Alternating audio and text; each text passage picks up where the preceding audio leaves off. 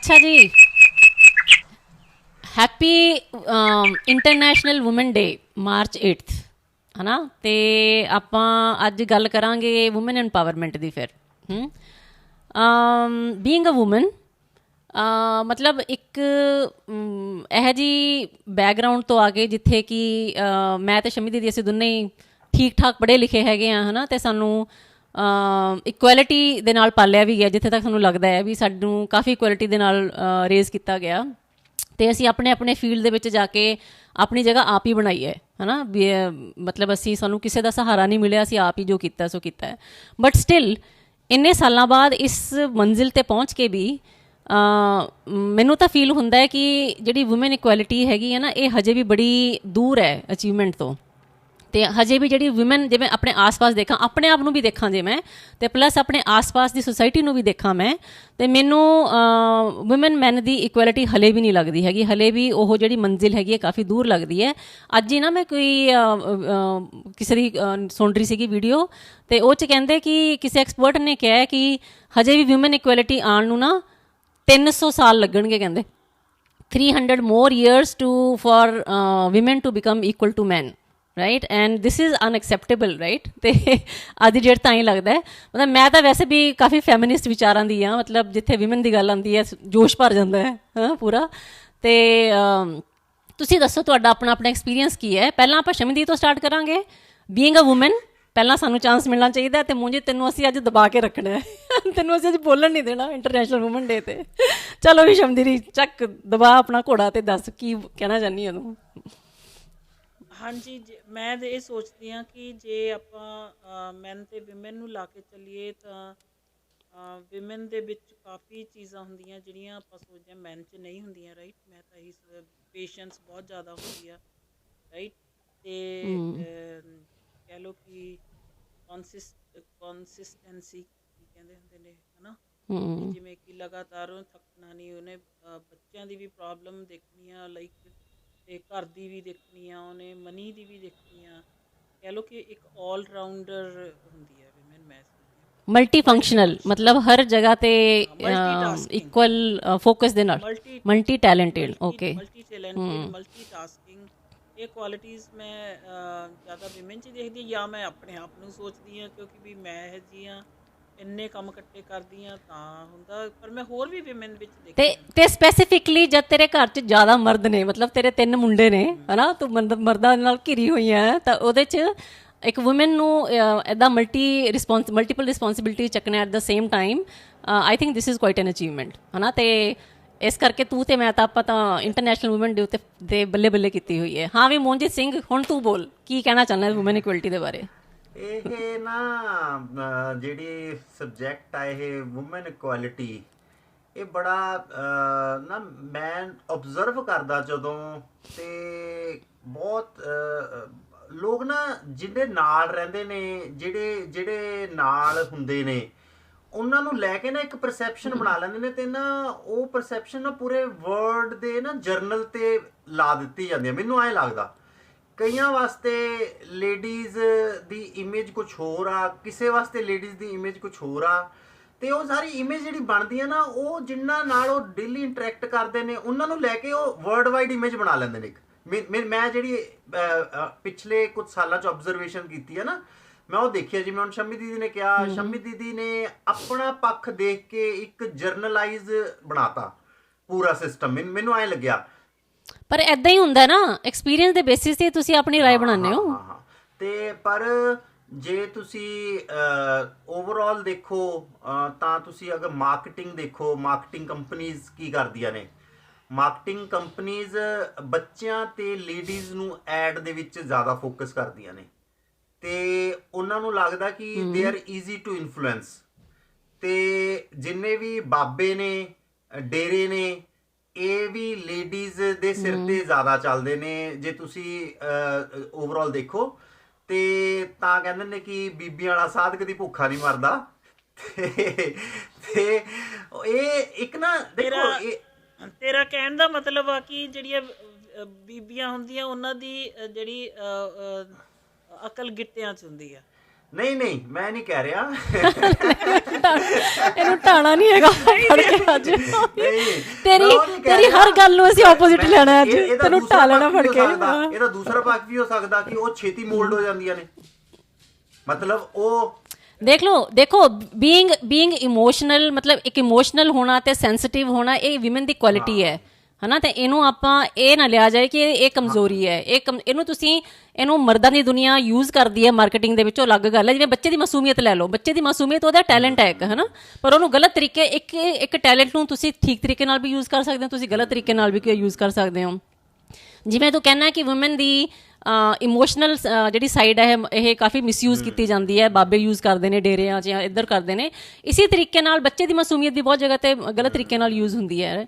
ਪਰ ਇਹਦਾ positive side ਵੀ ਹੁੰਦਾ ਹੈ। ਇੱਕ ਵਿਮਨ ਇਮੋਸ਼ਨਲ ਹੈ ਤਾਂ ਹੀ ਤੁਹਾਡੀ ਫੈਮਿਲੀ ਨੂੰ ਬਾਉਂਡ ਰੱਖਦੀ ਹੈ ਹਨਾ, ਤੇ ਇਸੇ ਕਰਕੇ ਉਹ ਮੈਨ ਦੀ ਈਗੋ ਨੂੰ ਬਰਦਾਸ਼ਤ ਕਰਦੀ ਹੈ, ਇਸੇ ਕਰਕੇ ਉਹ ਬੱਚਿਆਂ ਨੂੰ ਵੀ ਬਰਦਾਸ਼ਤ ਕਰਦੀ ਹੈ, ਉਸੇ ਰੀਜ਼ਨ ਕਰਕੇ। ਇਮੋਸ਼ਨਲ ਆ And this is a talent. This is not a shortcoming. Emotional ਆ ਤਾਂ ਉਹ ਫੈਮਿਲੀ ਨੂੰ ਬੌਂਡ ਵੀ ਕਰ ਸਕਦੀ ਹੈ ਤੇ ਫੈਮਿਲੀ ਨੂੰ ਤੋੜ ਵੀ ਸਕਦੀ ਆ, ਮਤਲਬ ਦੋਨੋਂ ਪੱਖ ਨੇ। ਤੁਸੀਂ ਇਹ ਨਾ ਦੇਖੋ, ਤੁਸੀਂ ਦੋਨੋਂ ਪੱਖ ਦੇਖੋ। ਤੇ ਮੈਂ ਕਹਿ ਰਿਹਾ ਨਾ, ਇਹ ਦੇਖੋ ਇਹ ਨੈਚੁਰਲ ਆ, ਉਹਦੇ 'ਚ ਜਿਹੜਾ ਇਮੋਸ਼ਨਲ ਪੱਖ ਆ ਇਹ ਨੈਚੁਰਲ ਆ। ਸ਼ੀ ਇਜ਼ ਮੋਰ ਵਾਈਲਡਰ, ਉਹ ਮੈਨੂੰ ਲੱਗਦਾ ਉਹ ਜ਼ਿਆਦਾ ਵਾਈਲਡਰਨੈਸ 'ਚ ਹਜੇ ਵੀ। ਜਿਵੇਂ ਆਪਾਂ ਬੰਦਾ ਬਾਹਰ ਜਦੋਂ ਆਪਾਂ ਵਾਈਲਡਰਨੈਸ 'ਚੋਂ ਆਏ, ਬੰਦਾ ਮੋਰ ਅਨਨੈਚੁਰਲ ਬਣ ਚੁੱਕਿਆ as compare to woman is more natural. ਜਿਵੇਂ ਇੱਕ ਐਨੀਮਲਸ ਹੁੰਦੇ ਨੇ, ਉਹ ਆਪਾਂ ਬਹੁਤ ਛੇਤੀ ਇਮੋਸ਼ਨਲ ਹੋ ਜਾਂਦੇ ਨੇ, ਐਂ ਵੂਮਨ ਵੀ ਬਹੁਤ ਛੇਤੀ ਇਮੋਸ਼ਨਲ ਹੋ ਜਾਂਦੀ ਆ। ਮੈਂ ਉਹਨੂੰ ਇਹ ਨਹੀਂ ਕਹਿ ਰਿਹਾ ਉਹ ਐਨੀਮਲ ਆ, ਮਤਲਬ ਮੈਂ ਕਹਿ ਰਿਹਾ ਕਿ ਉਲਟਾ ਮੇਰਾ ਪੜਨਾ ਹੀ ਪੜਨਾ। ਤੂੰ ਕੀ ਕਹਿੰਦਾ ਵਿਮਨ ਐਨੀਮਲ ਹੈ? ਉਲਟਾ ਮੈਂ ਐਨੀਮਲ ਹੋਣਾ ਮੈਨੂੰ ਲੱਗਦਾ ਕਿ ਜ਼ਿਆਦਾ ਇੱਕ ਬੈਟਰ ਵੇ ਆਫ ਲਿਵਿੰਗ ਆ ਐਜ਼ ਕੰਪੇਅਰ ਟੂ ਇੱਕ ਤੁਸੀਂ ਕੰਪਿਊਟਰ ਬਣ ਗਏ ਹੋਵੋ, ਪੱਥਰ ਬਣ ਗਏ ਹੋਵੋ। ਤੇ ਮੈਨੂੰ ਲੱਗਦਾ ਕਿ ਇਹ ਜਿਹੜਾ ਡਿਫਰੈਂਸ ਆ ਨਾ, ਇਹ ਜਿਹੜਾ ਤੁਸੀਂ 300 ਸਾਲ ਵਾਲਾ ਦੱਸ ਰਹੇ ਹੋ, ਗੱਲ ਕਰ ਰਹੇ ਹੋ ਕਿ 300 ਸਾਲ ਲੱਗਣਗੇ। ਐਕਸਪਰਟਸ ਪਤਾ ਕੀ ਕਰ ਰਹੇ ਨੇ? ਐਕਸਪਰਟਸ ਨਾ ਇਸ ਪੱਖਾਂ ਨੂੰ ਨਹੀਂ ਫੜ ਰਹੇ। ਉਹ ਕੀ ਕਰ ਰਹੇ ਨੇ, ਉਹਨਾਂ ਨੂੰ ਲੱਗ ਰਿਹਾ ਕਿ ਮੈਨ ਐਂਡ ਵੂਮਨ ਬਿਲਕੁਲ ਇੱਕੋ ਜਿਹੇ ਹੋ ਜਾਣ ਮੈਂਟਲੀ। ਇਹ ਨਹੀਂ ਹੋ ਸਕੂਗਾ ਮੈਨੂੰ ਲੱਗ ਰਿਹਾ। ਮੈਂਟਲੀ ਵੀ, ਫਿਜ਼ੀਕਲੀ, ਮਤਲਬ ਕਲਚਰਲੀ ਵੀ, ਤੇ ਹਰੇਕ ਜਗ੍ਹਾ ਦੇ ਵਿੱਚ। ਹਾਂ, ਮੈਂ ਇਹ ਕਹਿ ਸਕਦੀ ਹਾਂ ਕਿ ਵੂਮਨ ਦਾ ਟਾਰਗੇਟ ਜੋ ਮੈਨ ਕਰ ਰਿਹਾ ਸੇਮ ਉਸੀ ਚੀਜ਼ ਫੀਲਡ ਵਿੱਚ ਆ ਕੇ ਇਕੁਅਲ ਪ੍ਰੂਵ ਹੋਣਾ ਨਹੀਂ ਹੋਣਾ ਚਾਹੀਦਾ। ਵੂਮਨ ਦਾ ਟਾਰਗੇਟ ਹੋਣਾ ਚਾਹੀਦਾ ਕਿ ਆਪਣੇ ਟੈਲੈਂਟ ਦੇ ਅਨੁਸਾਰ, ਜਿਵੇਂ ਕਹਿੰਦੇ ਨੇ ਨਾ ਕਿ ਇੱਕ ਮੱਛੀ ਪੇੜ ਤੇ ਨਹੀਂ ਚੜ੍ਹ ਸਕਦੀ ਹੈਗੀ, ਮੱਛੀ ਪਾਣੀ 'ਚ ਤੈਰ ਸਕਦੀ ਹੈ, ਤੇ ਜਿਹੜਾ ਜਾਨਵਰ ਹੈ ਉਹ ਪੇੜ ਤੇ ਚੜ੍ਹ ਸਕਦਾ ਹੈ ਨਾ, ਬਿੱਲੀ ਪੇੜ ਤੇ ਚੜ੍ਹ ਸਕਦੀ ਹੈ ਫੋਰ ਐਗਜ਼ਾਮਪਲ। ਤੇ ਇਸੇ ਤਰੀਕੇ ਨਾਲ ਇਹ ਕੰਪੈਰੀਜ਼ਨ ਨਹੀਂ ਹੋਣਾ ਚਾਹੀਦਾ। ਵੂਮਨ ਦਾ ਆਪਣਾ ਟੈਲੈਂਟ ਹੈ ਤਾਂ ਮੈਨ ਦਾ ਆਪਣਾ ਟੈਲੈਂਟ ਹੈ, ਜੇ ਤੁਸੀਂ ਇਸ ਆਪਣੇ ਆਪਣੇ ਫੀਲਡ ਦੇ ਵਿੱਚ। ਤਾਂ ਹੀ ਉਹਨਾਂ ਦੀ ਇੰਪੋਰਟੈਂਸ ਅਲੱਗ-ਅਲੱਗ ਇੰਪੋਰਟੈਂਟ ਸੋਚੋਗੇ ਉਹ ਆਲਰੇਡੀ ਇਕੁਅਲ ਨੇ। ਜੇ ਪਰ ਫਿਰ ਵੀ ਸਮਾਜ ਦੇ ਵਿੱਚ ਫੀਲ ਕਿਉਂ ਹੁੰਦਾ ਇਦਾਂ ਵਿਮਨ ਨੂੰ ਕਿ ਉਹਨੂੰ ਦਬਾਇਆ ਜਾਂਦਾ ਹੈ ਹਨਾ। ਇੰਡੀਪੈਂਡੈਂਸ, ਉਹਦੇ ਕੋਲ ਇੰਨੀ ਇੰਡੀਪੈਂਡੈਂਸ ਨਹੀਂ ਹੈਗੀ ਜਿੰਨੀ ਕਿ ਮੈਨ ਕੋਲੇ ਹੈਗੀ ਹੈ ਹਲੇ ਵੀ। ਜੇ ਤੁਸੀਂ ਨਾ ਡਿਵਾਈਡ ਕਰੋ, ਕਿਉਂਕਿ ਨਾ ਮੈਂ ਕਾਫੀ ਪੋਡਕਾਸਟ ਆਉਂਦੀਆਂ ਨੇ ਤੇ ਕਾਫੀ ਵੱਡੇ ਰਾਈਟਰ ਨੇ ਅੱਜ ਕੱਲ, ਬਹੁਤ ਇਨਫਲੂਐਂਸਰ, ਵੱਡੇ ਇਨਫਲੂਐਂਸਰਸ ਨੇ, ਉਹਨਾਂ ਨੇ ਇਸ ਨੂੰ ਨਾ ਬਹੁਤ ਅੱਛਾ ਕਹਿ ਲਓ ਜਾਂ ਮਿਸਯੂਜ਼ ਕਹਿ ਲਓ। ਅਜੇ ਮੈਂ ਉਹਨਾਂ ਨੂੰ ਸਮਾਰ ਕੇ ਪੜ੍ਹਨਾ ਦੇਖਣਾ ਤਾਂ ਮੈਂ ਉਸ ਤੋਂ ਬਾਅਦ ਬੈਟਰ ਰਾਏ ਰੱਖੂੰਗਾ। ਪਰ ਉਹ ਵੂਮਨ ਤੇ ਮੈਨ ਨੂੰ ਨਾ, ਜਿਵੇਂ ਉਹ ਇੱਕ ਵਰਡ ਯੂਜ਼ ਕਰਦੇ ਨੇ ਮੈਨ ਵਾਸਤੇ, ਪ੍ਰੋਵਾਈਡਰ ਐਂਡ ਪ੍ਰੋਟੈਕਟਰ। ਤੇ ਇਹ ਨਾ ਮੈਨ ਵਰਡ ਦੇ ਵਿੱਚ ਨਾ ਪੋਡਕਾਸਟਿੰਗ 'ਚ, ਬੁੱਕਸ ਦੇ ਵਿੱਚ ਕਾਫੀ ਫੇਮਸ ਹੋ ਚੁੱਕਿਆ। ਤੇ ਇਹਨਾਂ ਨੂੰ ਇੱਕ ਹਾਈਪ ਦਿੰਦਾ ਕਿ we are protector and provider.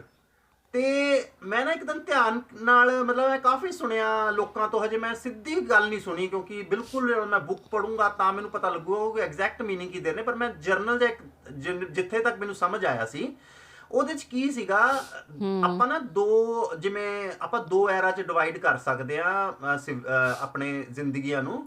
ਇੱਕ ਪਹਿਲਾਂ ਲੋਕ ਹੁੰਦੇ ਸੀ ਜੋ ਜੰਗਲਾਂ 'ਚ ਰਹਿੰਦੇ ਸੀ, ਹੰਟਰ ਐਂਡ ਗੈਦਰਰ ਹੁੰਦੇ ਸੀਗੇ।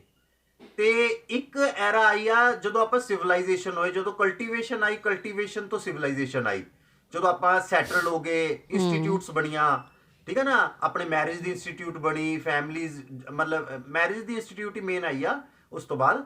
ਤੇ ਜਦੋਂ ਆਪਾਂ ਹੰਟਰ ਐਂਡ ਗੈਦਰਰ ਹੁੰਦੇ ਸੀ ਨਾ, ਉਦੋਂ ਇਹ ਟਰਮ ਕਾਫੀ ਲਾਗੂ ਹੁੰਦੀ ਸੀਗੀ, ਪ੍ਰੋਟੈਕਟਰ ਐਂਡ ਪ੍ਰੋਵਾਈਡਰ, ਕਿਉਂਕਿ ਉਦੋਂ ਆਪਣੇ ਸਿਸਟਮਸ ਆਊਟਸੋਰਸ ਨਹੀਂ ਸੀਗੇ। ਅੱਜ ਦੀ ਡੇਟ 'ਚ ਐਜ਼ ਅ ਵੂਮਨ ਨੂੰ ਪ੍ਰੋਟੈਕਟਰ, ਜੇ ਉਹਦਾ ਘਰ ਵਾਲਾ ਕੋਈ ਬਹੁਤ ਲੰਬਾ ਚੌੜਾ ਉਹ ਪ੍ਰੋਟੈਕਟਰ ਨਹੀਂ ਹੈਗਾ। ਪ੍ਰੋਟੈਕਟਰ ਹੈਗਾ ਕਿ ਉਸ ਦਾ ਉੱਥੇ ਪੁਲਿਸ ਸਿਸਟਮ ਕਿਹੋ ਜਿਹਾ, ਉਹਦੀ ਆਰਮੀ ਕਿਹੋ ਜਿਹੀ ਆ, ਉਹਨੇ ਟੈਕਸ ਭਰਿਆ, ਉਹਨੂੰ ਆਰਮੀ ਪ੍ਰੋਟੈਕਟ ਕਰ ਰਹੀ ਆ, ਉਹਨੂੰ ਪੁਲਿਸ ਪ੍ਰੋਟੈਕਟ ਕਰ ਰਹੀ ਆ, ਤਾਂ ਉੱਥੇ ਉਸ ਬੰਦੇ ਦਾ ਪ੍ਰੋਟੈਕਟਰ ਦਾ ਰੋਲ ਖਤਮ ਹੋ ਜਾਂਦਾ। ਤੇ ਸੇਮ ਫॉर ਪ੍ਰੋਵਾਈਡਰ।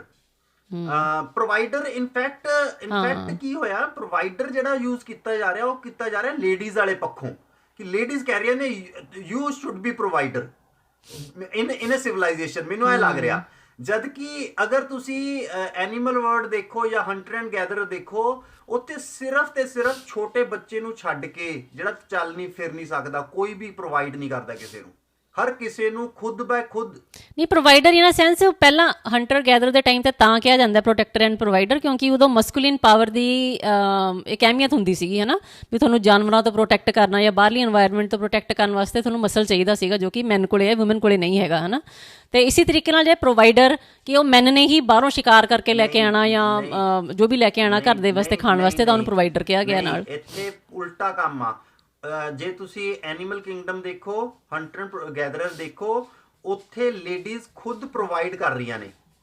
ਸਿਰਫ ਬੱਚਾ, ਛੋਟੇ ਬੱਚੇ ਨੂੰ ਪ੍ਰੋਵਾਈਡ ਕੀਤਾ ਜਾਂਦਾ, ਬਿਲਕੁਲ ਛੋਟੇ ਬੱਚੇ ਨੂੰ।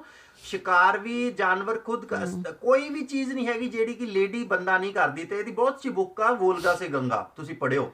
ਵੋਲਗਾ ਸੇ ਗੰਗਾ ਆਰੀਅਨਸ ਦੀ ਮੂਵਮੈਂਟ ਤੇ ਆ, ਕਿ ਕਿਵੇਂ ਉਹ ਵੋਲਗਾ ਨਦੀ ਤੋਂ ਗੰਗਾ ਨਦੀ ਤੱਕ ਆਏ ਨੇ। ਤੇ ਕਹਿੰਦੇ ਜਿਹੜੇ ਆਰੀਅਨਸ ਸੀਗੇ ਨਾ, ਇਹਨਾਂ ਦੀ USP ਇਹ ਸੀਗੀ ਕਿ ਲੇਡੀਜ਼ ਨਾ ਕਿਸੇ ਵੀ ਕੰਮ ਨੂੰ ਪਿੱਛੇ ਨਹੀਂ ਸੀਗੀਆਂ। ਲੇਡੀਜ਼ ਬਿਲਕੁਲ ਇਕੁਅਲ ਫਾਈਟਰ ਰਹੀਆਂ ਨੇ, ਲੜੀਆਂ ਨੇ, ਲੜਾਈਆਂ ਲੜੀਆਂ ਨੇ ਇਹਨਾਂ ਨੇ ਬੜੇ ਔਖੇ ਟਾਈਮ ਕੱਢੇ ਨੇ। ਤੇ ਕਹਿੰਦੇ ਜਦੋਂ ਕਹਿੰਦੇ ਹੌਲੀ ਹੌਲੀ ਇਹ ਗੰਗਾ ਤੇ ਆ ਗਿਆ ਨਾ, ਤਾਂ ਰਿਲੀਜਨ ਬਣਤਾ, ਇੱਕ ਰਿਲੀਜਨ ਬਣ ਕੇ ਇਹਨਾਂ ਨੂੰ ਇੱਕ ਰਿਲੀਜੀਅਸ ਸਿਸਟਮ ਦੇ ਥਰੂ ਨਾ ਇਹਨਾਂ ਦੇ ਉੱਤੇ ਕਾਬੂ ਕਰ ਲਿੱਤਾ ਗਿਆ। ਤੇ ਇਹਨਾਂ ਨੂੰ ਇੰਸਟੀਟਿਊਟਸ ਦੇ ਵਿੱਚ ਜਦੋਂ ਐਂਟਰ ਕਰੀਆਂ ਤਾਂ ਇਹਨਾਂ ਨੂੰ ਵੀਕ ਕੀਤਾ ਗਿਆ। ਉਸ ਤੋਂ ਪਹਿਲਾਂ ਬਿਲਕੁਲ ਇਕੁਅਲ ਸੀਗੀਆਂ। ਤੇ ਇਨਫੈਕਟ ਪ੍ਰੋਟੈਕਟਰ ਵੀ ਉਨੀ ਪ੍ਰੋਟੈਕਸ਼ਨ ਨਹੀਂ ਚਾਹੀਦੀ ਸੀਗੀ ਇਹਨਾਂ ਨੂੰ, ਉਹ ਬਹੁਤ ਜ਼ਬਰਦਸਤ ਫਾਈਟਰ ਸੀਗੀਆਂ। ਤੇ ਜੇ ਤੁਸੀਂ ਜੰਗਲ 'ਚ ਦੇਖੋ, ਮੈਂ ਆਪਣੇ ਡੌਗ ਨੂੰ ਦੇਖਦਾ, ਜੇ ਲੜਾਈ ਕਰਨ ਜਾਂਦੀ ਹੈ ਇਹ ਕਿਸੇ ਹੱਦ ਤੋਂ ਪਿੱਛੇ ਨਹੀਂ ਰਹਿੰਦੀ ਉਹਨਾਂ ਦੇ। ਮੈਂ ਕਹਿ ਰਿਹਾ ਸੈਕਿੰਡ ਲਾਈਨ 'ਚ ਜ਼ਰੂਰ ਰਹਿੰਦੀ ਹੈ, ਫਸਟ ਲਾਈਨ 'ਚ ਨਹੀਂ ਰਹਿ ਰਹੀ। ਪਰ ਮੈਂ ਕਈ ਡੌਗਸ ਨੂੰ ਦੇਖ ਰਿਹਾ, ਫੀਮੇਲਸ ਫਸਟ ਲਾਈਨ 'ਚ ਵੀ ਹੁੰਦੀਆਂ ਨੇ, ਫਰੰਟ ਤੇ ਵੀ ਹੁੰਦੀਆਂ ਨੇ। ਤੇ ਪਰ ਇਹਨੂੰ ਵੜਦਾ ਕੁੱਤਾ, ਇਹ ਭੱਜਦੀ ਆ, ਚੀਕਾਂ ਮਾਰਦੀ ਆ, ਡਰ ਹੈਗਾ ਜ਼ਰੂਰ, ਕਿਉਂਕਿ ਬੀਇੰਗ ਅ ਵੂਮਨ ਇਹ ਉਨੀ ਇਹਦੇ 'ਚ ਉਨਾ ਉਹ ਨਹੀਂ ਹੈਗਾ ਇੱਕਦਮ ਫਿਜ਼ੀਕਲੀ, ਪਰ ਫਿਰ ਵਾਪਸ ਜਾਂਦੀ ਆ, ਫਿਜ਼ੀਕਲੀ ਫਿਰ ਉੱਥੇ। ਤੇ ਜਦੋਂ ਕੋਈ ਵੀ ਕੁੱਤੀ ਨੇ ਬੱਚੇ ਦਿੱਤੇ ਹੁੰਦੇ ਨੇ, ਸੂਈ ਹੁੰਦੇ ਨੇ, ਉਦੋਂ ਤਾਂ ਕੋਈ ਡੌਗ ਨੇੜਿਓਂ ਵੀ ਨਹੀਂ ਨਿਕਲਣ ਦੀ ਹਿੰਮਤ ਕਰ ਸਕਦਾ। ਪਰ ਇਹਦੇ 'ਚ ਨਾ ਮਤਲਬ ਇਹਦੇ ਤਾਂ ਮੈਨੂੰ ਇਹ ਲੱਗ ਰਿਹਾ ਕਿ ਇਹਨੂੰ ਨਾ ਬੜਾ ਮਿਸਯੂਜ਼ ਕੀਤਾ ਜਾ ਰਿਹਾ ਚੀਜ਼ਾਂ ਨੂੰ। ਐਰਾ ਮਤਲਬ ਵਾਈਲਡਨੈਸ 'ਚੋਂ ਚੀਜ਼ਾਂ ਕੱਢ ਕੇ ਸਿਵਲਾਈਜੇਸ਼ਨ 'ਚ ਬਾੜ ਕੇ ਲੋਕਾਂ ਨੇ ਫਿਲਾਸਫੀਆਂ ਬਣਾ ਲਈਆਂ ਨੇ। ਹਰ ਕੋਈ ਆਪਣੇ ਫਾਇਦੇ ਵਾਸਤੇ ਉਹਨੂੰ ਆਪਣੇ ਤਰੀਕੇ ਨਾਲ ਯੂਜ਼ ਕਰ ਲੈਂਦਾ ਚੀਜ਼ਾਂ ਨੂੰ। ਬੇਸਿਕਲੀ ਇਹ ਹੋਇਆ। ਤੇ ਜਿਹੜੀ ਵਿਮਨ ਨੇ ਇਹ ਵੀ ਇਸ ਗੱਲ ਦੇ ਵਿੱਚ ਆ ਜਾਂਦੀਆਂ ਨੇ ਨਾ, ਕਿਉਂਕਿ ਅੱਜ ਕੱਲ੍ਹ ਕੰਪੈਰੀਜ਼ਨ ਸਾਰਾ ਕਿਤੇ ਹੁੰਦਾ, ਸਾਰਾ ਕੰਸੈਂਟਰੇਸ਼ਨ ਵੀ ਕੌਣ ਕਿੰਨਾ ਕਾਮਯਾਬ ਹੈ ਪੈਸੇ ਦੇ ਬੇਸਿਸ ਤੇ ਹੋਣ ਲੱਗ ਗਿਆ। ਜਿਹਦੇ ਕੋਲੇ ਜਿੰਨਾ ਪੈਸਾ ਉਹਨਾਂ ਜ਼ਿਆਦਾ ਕਾਮਯਾਬ, ਹੈ ਨਾ। ਤੇ ਸਾਰਿਆਂ ਦਾ centre point man and woman ਦੋਨੋਂ ਦਾ ਹੀ ਹੋ ਗਿਆ ਕਿ ਕੌਣ ਜ਼ਿਆਦਾ ਅਰਨ ਕਰਕੇ ਲੈ ਕੇ ਆਉਂਦਾ ਹੈ, ਕੌਣ ਜ਼ਿਆਦਾ ਪੈਸਾ ਬਣਾਉਂਦਾ ਹੈ ਤੇ ਕੌਣ ਜ਼ਿਆਦਾ ਪਾਵਰਫੁਲ ਹੁੰਦਾ ਹੈ। ਕਿਉਂਕਿ definition of power is equal to money nowadays. I think ਉਹਦੇ ਕਰਕੇ ਇੱਕ ਕੰਪੀਟੀਸ਼ਨ ਹੋ ਗਿਆ ਹੈ। ਤੇ ਕਿਉਂਕਿ ਵਿਮਨ ਪਹਿਲਾਂ ਘਰ ਸਾਂਭਦੀਆਂ ਹੁੰਦੀਆਂ ਸੀਗੀਆਂ, ਮੈਨ ਸ਼ੁਰੂ ਤੋਂ ਹੀ ਬਾਹਰ ਰਹੇ ਨੇ, ਤਾਂ ਉਹਨਾਂ ਕੋਲ ਇੱਕ ਐਡਵਾਂਟੇਜ ਹੈ ਆਲਰੇਡੀ, ਕਿ ਉਹ 100-150 ਸਾਲ ਅੱਗੇ ਚੱਲ ਰਹੇ ਨੇ ਆਲਰੇਡੀ, ਕਿਉਂਕਿ ਉਹ ਆਲਰੇਡੀ ਬਾਹਰ ਨਿਕਲ ਚੁੱਕੇ ਸੀਗੇ ਘਰ ਤੋਂ, ਹੈ ਨਾ। ਇਹ ਨਾ ਹਾਂ ਮੁੰਜੀ ਦੱਸ ਹੋਰ। ਇਹ ਇੱਕ ਨਾ ਬੜੀ ਸੋਹਣੀ ਗੱਲ ਆਈ ਸੀਗੀ ਇਹਦੇ 'ਚ ਚਿੰਪੈਂਜ਼ੀ ਵਗੈਰਾ ਦੀ ਨਾ, ਜਦੋਂ ਸਟੱਡੀ ਹੋਈ ਹੈ, ਬਹੁਤ ਵੱਡੀ ਸਟੱਡੀ ਹੋਈ ਆ, ਉਹਦੇ 'ਚ ਇਹਨਾਂ ਨੇ ਕਿਹਾ ਕਿ ਜਿਹੜੇ ਬੰਦੇ ਸੀਗੇ ਜਿਨ੍ਹਾਂ ਨੇ ਸਟੱਡੀ ਕੀਤੀ, ਉਹਨਾਂ ਨੇ ਇੱਕ ਗੱਲ ਬੜੀ ਓਬਜ਼ਰਵ ਕੀਤੀ। ਕਹਿੰਦੇ ਜਦੋਂ ਬੰਦੇ ਨੇ ਫਾਇਰ ਕੱਢਿਆ, ਹੈ ਨਾ, ਫਾਇਰ ਦੀ ਇਨਵੈਂਸ਼ਨ ਕੀਤੀ, ਤਾਂ ਫਾਇਰ ਦੀ ਇਨਵੈਂਸ਼ਨ ਕਰਨ ਤੋਂ ਬਾਅਦ ਕੀ ਹੋਇਆ ਨਾ, ਜਿਹੜੀ ਲੇਡੀ ਸੀਗੀ ਉਹਦਾ ਟਾਈਮ ਜ਼ਿਆਦਾ ਬਾਉਂਡ ਹੋ ਗਿਆ, ਕਿਉਂਕਿ ਉਹ ਕੁਕਿੰਗ 'ਚ ਲੱਗ ਗਈ, ਕਿਚਨ 'ਚ ਲੱਗ ਗਈ। ਤੇ ਬੰਦਾ ਜਿਹੜਾ ਸੀਗਾ ਨਾ, ਪਹਿਲਾਂ ਜਦੋਂ ਫਾਇਰ ਤੋਂ ਪਹਿਲਾਂ ਆਪਾਂ ਨੂੰ ਖਾਣਾ ਕੰਜ਼ਿਊਮ ਕਰਨ ਵਾਸਤੇ ਬਹੁਤ ਜ਼ਿਆਦਾ ਟਾਈਮ ਲੱਗਦਾ ਸੀਗਾ, ਕਿਉਂਕਿ ਅਨਕੁਕਡ ਸਮਾਨ ਹੁੰਦਾ ਸੀਗਾ। ਤੇ ਚੱਬੀ ਚੱਲੋ। ਕਹਿੰਦੇ ਨੇ ਕਿ ਦਿਨ ਦੇ ਨਾ 6-7 ਘੰਟੇ ਚਿੰਪੈਂਜ਼ੀ ਚੱਬਣ 'ਚ ਲਗਾ ਦਿੰਦਾ ਖਾਣੇ ਨੂੰ। ਤੇ ਜਦੋਂ ਵੀ ਫਾਇਰ ਆਇਆ ਤੇ ਉਹ ਹਾਰਡਲੀ 1-1.5 ਘੰਟਾ ਰਹਿ ਗਿਆ, ਕਿਉਂਕਿ ਤੁਸੀਂ ਬਹੁਤ ਈਜ਼ੀਲੀ ਡਾਈਜੈਸਟ ਕਰ ਲੈਂਦੇ ਹੋ। ਤੇ ਜਿਹੜਾ ਮੈਨ ਸੀਗਾ ਉਹਦੇ ਕੋਲ ਕਹਿੰਦੇ ਇੰਨਾ ਟਾਈਮ ਫ੍ਰੀ ਹੋ ਗਿਆ ਕਿ ਉਹ ਆਪਣੀ ਕ੍ਰੀਏਟਿਵ ਹੋ ਗਿਆ, ਉਹ ਸ਼ਿਕਾਰ ਕਰਨ ਚਲੇ ਗਿਆ, ਉਹ ਆਰਟ 'ਚ ਵੜ ਗਿਆ, ਮਤਲਬ ਮਿਊਜ਼ਿਕ ਪੇਂਟਿੰਗਾਂ 'ਚ ਵੜ ਗਿਆ, ਮਤਲਬ ਬੜਾ ਕੁਝ ਕਰਨ ਲੱਗ ਗਿਆ। ਪਰ ਜਿਹੜੀ ਲੇਡੀ ਸੀਗੀ ਉਹ ਇੰਨੀ ਬਿਜ਼ੀ ਹੋ ਗਈ ਕਿਉਂਕਿ ਹੁਣ ਉਹ ਕੁਕਿੰਗ ਵੀ ਕਰ ਰਹੀ ਆ ਤੇ ਉਹ ਉਸ ਤੋਂ ਬਾਅਦ ਉਹਦਾ ਟਾਈਮ, ਉਹਦੇ ਕੋਲ ਟਾਈਮ ਨਹੀਂ ਰਿਹਾ। ਤਾਂ ਕਹਿੰਦੇ ਬਹੁਤ ਸਾਰੇ ਸਾਲ ਨਾ ਇਹਨਾਂ ਜੰਗਲ 'ਚ ਵੀ ਲੇਡੀਜ਼ ਨੂੰ ਕ੍ਰੀਏਟੀਵਿਟੀ ਤੋਂ ਦੂਰ ਕਰ ਦਿੱਤਾ ਗਿਆ। ਤੇ ਅੱਜ ਵੀ ਤੁਸੀਂ ਦੇਖੋ ਹਾਊਸ ਵਾਈਫ ਆ, ਸਾਰਾ ਦਿਨ ਉਹਦਾ ਘਰ ਦਾ ਕੰਮ ਹੀ ਨਹੀਂ ਮੁੱਕਦਾ, ਉਹਦੇ ਕੋਲ ਕਿਤੇ ਟਾਈਮ ਹੀ ਨਹੀਂ ਹੈਗਾ ਕਿ ਉਹ ਘਰ ਦੇ ਵਿੱਚੋਂ ਕ੍ਰੀਏਟੀਵਿਟੀ ਲੈ ਕੇ ਆਵੇ। ਤੇ ਬੰਦਾ ਕੀ ਕਰੀ ਜਾ ਰਿਹਾ, ਡੇ ਟੂ ਡੇ ਆਪਣੇ ਆਪ ਨੂੰ ਅਪਗ੍ਰੇਡ ਕਰੀ ਗਿਆ, ਬਾਹਰ ਨਿਕਲ ਗਿਆ ਨਾ, ਫੋਨਸ ਯੂਜ਼ ਕੀਤੇ, ਕੰਪਿਊਟਰ ਯੂਜ਼ ਕੀਤੇ, ਟਾਈਮ ਕੱਢਿਆ, ਯਾਰਾਂ ਦੋਸਤਾਂ ਨਾਲ ਬਹਿ ਕੇ ਗੱਪਾਂ ਮਾਰ ਲੀਆਂ, ਹੈਂ ਇਹ ਸਭ ਟਾਈਮ ਕੱਢ ਲਿਆ ਆਪਣੇ। ਇਹ ਅੱਜ ਕੱਲ੍ਹ ਦੀ ਸੋਸਾਇਟੀ, ਆਪਣੇ ਕਲਚਰ 'ਚ ਤਾਂ ਹਜੇ ਵੀ ਇਹ ਡਿਫਰੈਂਸ ਹੈਗਾ, ਕਾਫੀ ਹੈ ਨਾ, ਕਿ ਜਿਹੜੀ ਵਿਮਨ ਨੇ ਉਹ ਘਰ ਨੂੰ ਸਾਂਭਣ ਵਾਸਤੇ ਰਿਸਪੌਂਸਿਬਿਲਿਟੀ ਚੱਕਣ ਦੇ ਨਾਮ 'ਤੇ ਉਹ ਇਸ ਲਾਈਨ 'ਚ ਬਿਜ਼ੀ ਹੋ ਗਈਆਂ ਨੇ ਕਿ ਉਹਨਾਂ ਕੋਲ ਥੋੜ੍ਹਾ ਜਿਹਾ ਵੀ ਵਿਹਲਾ ਟਾਈਮ ਨਹੀਂ ਹੈਗਾ ਇਹ ਸਾਰੀਆਂ ਚੀਜ਼ਾਂ ਨੂੰ ਆਪਣੇ 'ਚ ਕ੍ਰੀਏਟਿਵਿਟੀ ਲੈ ਕੇ ਆਉਣ ਦਾ, ਹੈ ਨਾ। ਅਤੇ ਜਿਹੜੇ ਮੈਨ ਨੇ ਉਹ ਹਜੇ ਵੀ ਉਹਨਾਂ ਕੋਲ ਟਾਈਮ ਹੈਗਾ। ਅੱਛਾ, ਇੱਕ ਗੱਲ ਹੋਰ ਹੈ ਮੈਂ ਸ਼ੇਅਰ ਕਰਨਾ ਚਾਹੁੰਦੀ ਹਾਂ ਕਿ ਜਿਸ ਤਰ੍ਹਾਂ ਜਿਹੜੀ ਇਹ ਥਿੰਕਿੰਗ ਆ ਨਾ ਮੈਨ ਦੇ ਮਾਈਂਡ ਦੇ ਵਿੱਚ, ਜਿਹੜੀ ਇੱਕ ਥਿੰਕਿੰਗ ਆਉਂਦੀ ਹੈ ਕਿ ਮੇਰੇ ਇਕੁਅਲ ਨਹੀਂ ਹੈਗੀ ਆ ਵਿਮਨ, ਇਹ ਜਨਰੇਸ਼ਨ ਟੂ ਜਨਰੇਸ਼ਨ ਅੱਗੇ ਚੱਲਦੀ ਹੈ।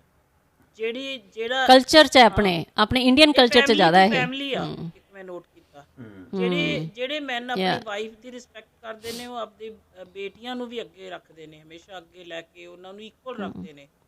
ਜੇ ਇਹ ਥਿੰਕਿੰਗ ਤੁਸੀਂ, ਇਹ ਮੇਰੇ ਹਿਸਾਬ ਨਾਲ ਇਹ ਚੇਂਜ ਨਹੀਂ ਛੇਤੀ ਕੀਤੀ ਜਾ ਸਕਦੀ ਹੈਗੀ, ਬਹੁਤ ਔਖੀ ਆ ਇਹ ਨਾ। ਇਹ ਗੌਰਮੈਂਟ ਨਹੀਂ ਚੇਂਜ ਕਰ ਸਕਦੀ, ਇਹ ਬਾਹਰਲੀ ਸੁਸਾਇਟੀ ਨਹੀਂ ਚੇਂਜ ਕਰ ਸਕਦੀ, ਇਹ ਤੁਹਾਡੀ ਆਪਣੀ ਸੋਚ ਚੇਂਜ ਕਰ ਸਕਦੀ ਕਿ ਤੁਸੀਂ ਆਪਣੇ ਘਰ ਦੇ ਅੰਦਰ ਕਿੱਦਾਂ ਦਾ ਕਲਚਰ ਬਣਾਉਂਦੇ ਹੋ, ਹੈ ਨਾ। ਇਹ ਉੱਥੋਂ ਚੇਂਜ ਹੋਊਗੀ ਇਹ ਸੋਚ ਜੇ ਹੋਣੀ ਵੀ ਹੈ। ਤੇ ਜਿਸ ਤਰ੍ਹਾਂ ਕਿ ਉਹ ਫਿਰ ਅੱਗੇ ਤੋਂ ਅੱਗੇ ਫਿਰ ਉਹੀ ਉਕਣੀ ਉਹ ਅਗਲੀ ਜਨਰੇਸ਼ਨ ਵੀ ਫਿਰ ਉਕਣੀ ਸੋਚਣ ਲੱਗ ਜੀ, ਜਿਵੇਂ ਫਾਦਰ ਸੋਚਦਾ ਸਨ ਉਕਣ ਸੋਚਣ ਲੱਗ ਜਾਂਦਾ, ਫਿਰ ਉਹ ਅੱਗੇ ਫਿਰ ਉਹ ਵੀ ਅੱਗੇ, ਇਹ ਇੱਕ ਨਹੀਂ ਚੱਲਦੀ ਰਹਿੰਦੀ ਹੈ ਫੈਮਲੀਜ਼ ਦੇ ਵਿੱਚ।